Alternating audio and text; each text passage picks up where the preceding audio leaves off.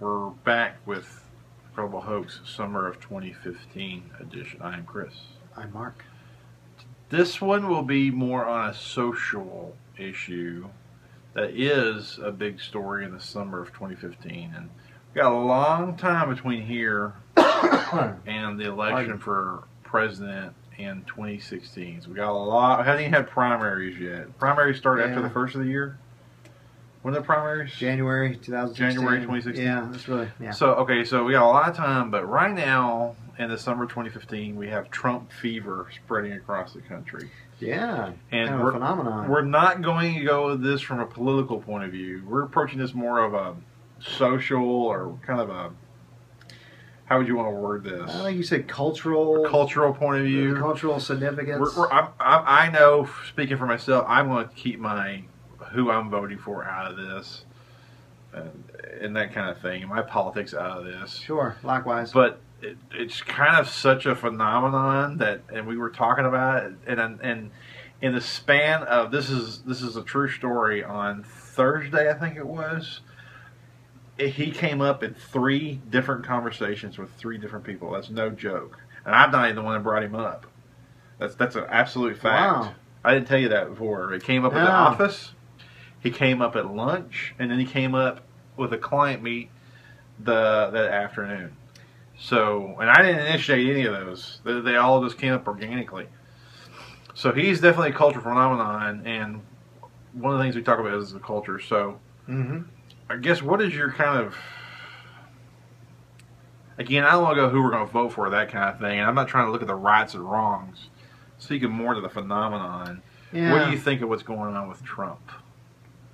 What is the observation you see? From a general point of view, kind of overall, you wonder if, because we do a lot of reviews on movies and talking about movies, and sometimes we'll even launch into the over politically correct nature or culture out there, and how sometimes it has affected in a negative way some of these films, and you wonder if there's a segment of society that he's tapped into that's said, okay, we've had a politically correct era, it's done its job, now it's too much, let's move on. And I wonder if he's tapped into a frustration people have had. It's like, when's enough going to be enough? Yeah, where's that line? Where's the line where we're being as tolerant, condoning, and loving or whatever, accepting as a culture as we can be on so many issues. Yeah. There's been so many civil rights. The last, 60 years? It's amazing our society, what's happened in 60 years. So I think we should, as a society, give ourselves some credit for that. But you wonder if his phenomenon or his popularity of late has tapped into people who are just simply, they're frustrated. They're like, okay, we're overdoing it, and we'd like to turn the page on that. We'd like to get back to like solving issues that are more kitchen table issues, like the economy, and where's our next job going to be, and how can we get our taxes lowered, for God's sake. Well, I can't remember in my lifetime. I was born in '76, so I really don't remember much of anything till from about '80 forward. So that's the context I have to deal with and work with. I can't remember a guy in leadership being this much of a alpha male, sticking to his guns, even if people don't like it, since this is the most demonstrative of an attempt at leadership that I've seen since Reagan. I think Reagan, in my youth, I recall, like, he said something, it didn't make a difference what anybody thought. He wasn't backing down. He doubled down, and that was my impression that I remember of Reagan. And keep in mind, I was a little kid. So when he left office, I was 12. So if that tells you, my age range there. So that's what I remember of Reagan. And we've had leaders who speak up. I mean, every president we've had since has definitely spoke up about their point of view. And that goes for all of them. For Bush, Clinton, Bush, and Obama have all spoken up on their point of view. But none of them has had where this sort of a demonstrative type of a cadence, and like they doubled down when people have called them on the carpet or whatever. And I'm not saying Trump will win. I'm not saying I vote for him. I'm just as observational. I think people are tapping into that. He's coming across as an alpha male, and we are living in an era where that is not very common anymore. There's plenty of alpha males out there, but the PC era, just everything you had to watch. You had to qualify every sentence you make. You had to qualify every decision you make. Your speech, your actions, everything had to have some sort of qualifier on it. Yeah. And this goes for everybody. This goes for black, white, Mexican, Asian, you name it, gay, straight. Everybody's had to do it. Christian, Islam, Buddhist, whatever. Everybody's had to walk on eggshells. All of them. You know, how much eggshells did the Muslims have to walk on after 9/11? I'm sure God only knows. I'm sure there's stories I don't know of ordinary, regular Muslims who life became very challenging after 9/11 or whatnot. So everybody at some point has been affected by PC, and I think it's a relief to a lot of people to see an example of an attempt at leadership that's like, the hell that I'm not walking on eggshells. Right. I'm speaking my mind. If you don't like it, that's fine, but I'm speaking my mind. I'm not backing down. And I haven't agreed with everything he said, but my God, I can't help but respond positively to the bravado. Yeah. You know, folks, if you've worked out in the corporate world, yeah, even that's been affected. To give an example, we're talking about how this has permeated all of society. You know, at one time there was a thing called a secretary, and you could call that person a secretary. And then it's like, no, it's for a stewardess. That's too whatever, or it implies that you has to be a certain kind of person or something. Gender implication. And then it became administrative assistant, and it's like, well, that's a whole lot of, that's a mouthful now, but okay, if that makes people happier. I know that I had a job that I started out, one of my first jobs, and I was basically just a warehouse worker. That was my official title, warehouse worker. That's it. Halfway into my time there, it got changed, and they even gave us these name tags. It became materials handler. Yeah. Now, materials handler sounds more important, but at the end of the day, was a warehouse worker at the time. Yeah. So it's things like that, and stuff like you've seen little things over the day. Is ketchup racist? Well, like what? Like, well, you should be introducing salsa. That's not, give them alternative salsa, not just ketchup. That's racist. And I even saw a thing recently that peanut butter and jelly was racist because that's a white people food, not a culturally sensitive with pita or tortillas. And I'm just like, are you kidding me? This common sense has went out the window.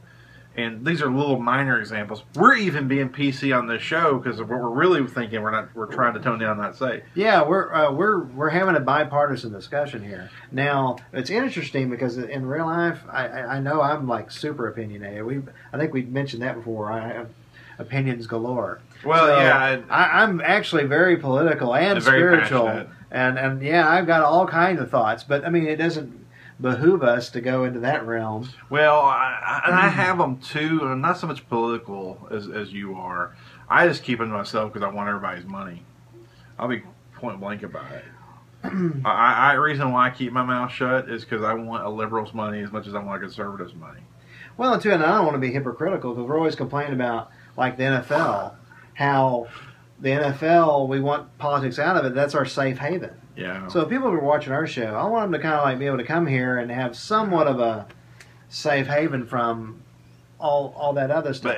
But to be and not exclude anybody. He's hard to ignore right now because, like I said, even just ordinary, because it is a cultural phenomenon. There's like a little cultural phenomenon going on, and like I said, literally no joke. He came up with 3 different conversations in one day. Yeah. He's been coming up all week with people. So it's like really hard to ignore, especially when you do a cultural show, which is mostly movie based, but still cultural show. Sure. That we do is like, well, it's hard to not talk about.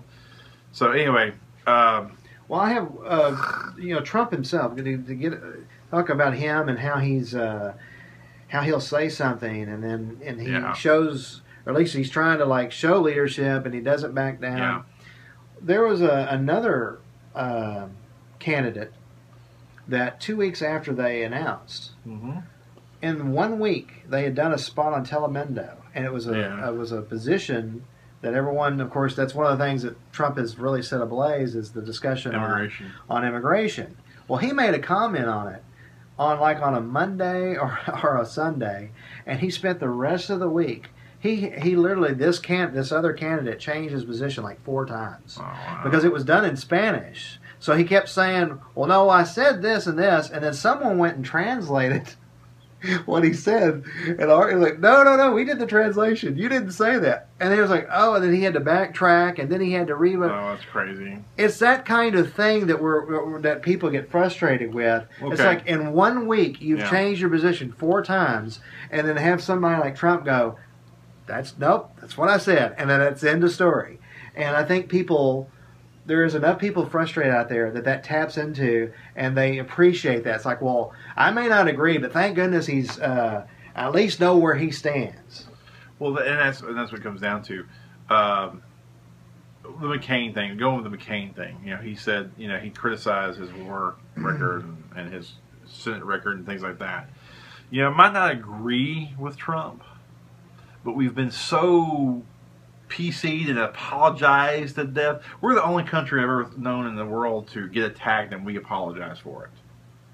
I mean, that makes no sense to me, but we do it all the time. Yeah. And to see a guy, even if I don't agree with what he said, which I didn't agree with what he said, to see a guy say, no, I'm not apologizing. I mean every damn word I said. And on top of that, blah, and just said even more. It's like, I'm responding to it because it's the kind of alpha male, I shouldn't say male, forgive me. It's kind of the alpha leader we're looking for. Alpha leader. Okay, man, I just want to be a filmmaker and have my clients, and I'm looking for somebody on the national level to take the leadership. I just want to do my thing.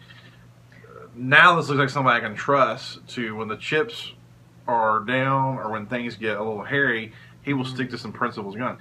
I don't agree with it. I can admire someone when they stick to their guns. It's a hell of a lot easier to admire somebody for that than somebody who's constantly changing like the wind. And that is just, that's what I'm responding to positively. Well, that's the 2 words. Usually it's a politician doesn't want to hear about themselves. Yeah. Flip-flopper. Yeah. You get labeled a flip-flopper, that usually is everybody's, leery on that person. Well, like him or not, I cannot accuse Trump of being a flip-flopper, not yet anyway. There's other things people can say about him, but I mean, he's saying his point, saying it loud, and he's saying it proud. And I think people are responding to it. I think that in movies and talk shows and in anything, people respond to people. The audiences respond to people who have a certain point of view and they stick to it. Mm-hmm. And I look at all the big stars you can think of. Bono of U2 has a huge following and sticks to a certain point of view. Barack Obama has had a certain point of view and he's stuck to it, and he has a following. On and on. Yeah. Rush Limbaugh, Howard Stern, whatever. Both sides of the spectrum, or every aisle. If you have a certain point of view and you stick to it, people respond positively, even if they don't agree with it. And I just haven't seen somebody do this at this level with this much bravado in a long time. Yeah. I hope it keeps going. I hope it keeps going. I'm not saying he's going to win. I'm not even saying he should win. I'm just saying I hope it keeps going because he might inspire somebody else to do the same thing. And that's why I want to see it keep going. Somebody else might be inspired to rise up in that same fashion. Yeah. Well, and that party, the Republican Party, has 16 declared candidates. Okay? And we know at least a handful of debates have already said, well, we're stopping at 10. You know, well, at some point, even 10 is too much. Yeah. So, well, someone who is able to like force people to be a little more or less, just they got to be a little more upfront. Declare something. And declare something, and they have to kind of say, okay, here's my 3-point plan. Okay, here's my 3-point plan.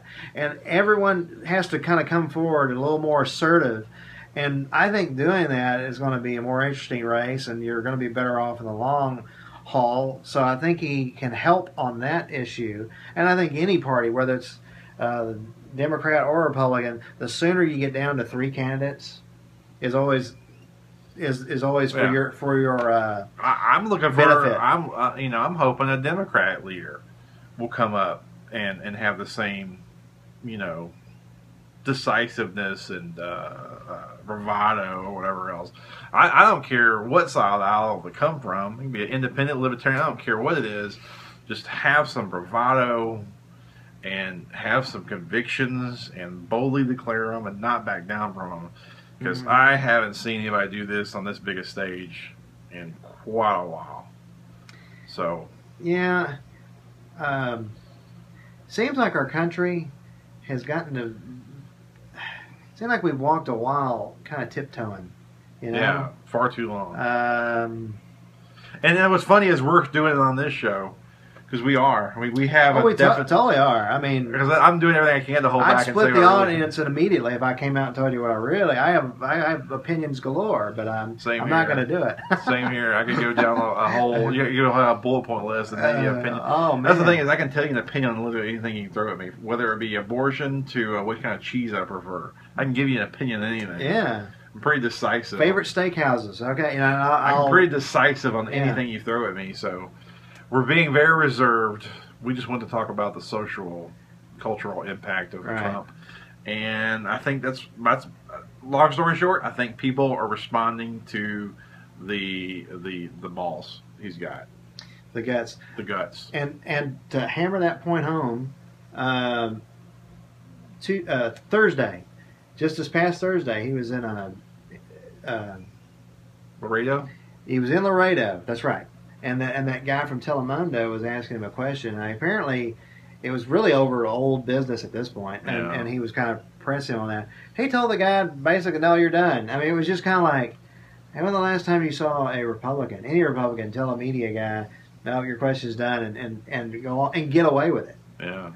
Because usually it's like, so and so is running. Well, and it usually gets turned. Republican. I think even Obama's had to deal with that, where he had to keep answering,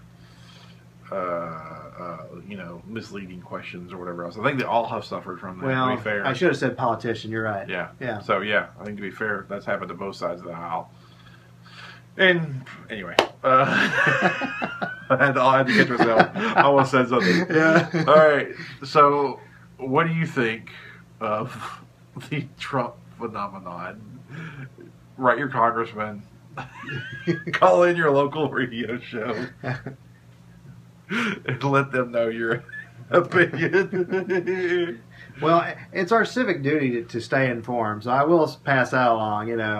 The more you know, it's probably better. The little rainbow star. Yeah. The more you Damn, know. I walked right into the NBC commercial. Shit. Yes, you did. And with that... Sorry.